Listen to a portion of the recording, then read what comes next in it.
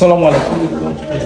আজকে একটি বিজ্ঞপ্তির মাধ্যমে আপনাদেরকে জানিয়ে দিতে চাই, বাংলাদেশ ব্যাংক কর্তৃক একটি নোটিশ জারি করা হয়েছে।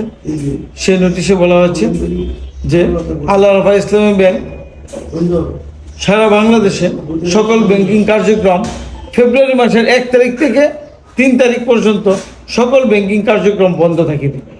আর এটি বন্ধ থাকার কারণ হচ্ছে, আপনারা জানেন, যুগের সাথে তাল মিলাতে হয় সবাইকে। আর গ্লোবালাইজেশন কারণে এবং সফটওয়্যার আপডেটের কারণে সকল প্রযুক্তি আছে, সে প্রযুক্তির সাথেও আমাদেরকে এগিয়ে যেতে হয়।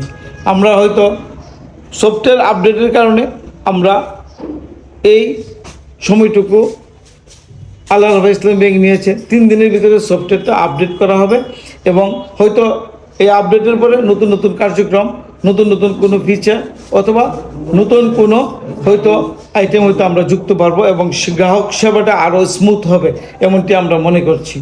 এই জন্যই সাময়িক অসুবিধার জন্য আমরা আন্তরিকভাবে দুঃখিত।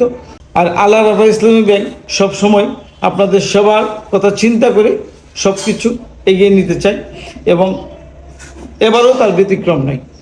এটি 2026 সনের ফেব্রুয়ারি মাসের 1 তারিখ থেকে 3 তারিখ ব্যাংকিং কার্যক্রম বন্ধ থাকিবে এবং 4 তারিখ শবে বরাতের জন্য বন্ধ, অর্থাৎ 5 তারিখ থেকে আমরা যথারীতি ব্যাংকিং কার্যক্রম নিয়মিতভাবে পরিচালিত হবে, এমনটি আমরা মনে করছি।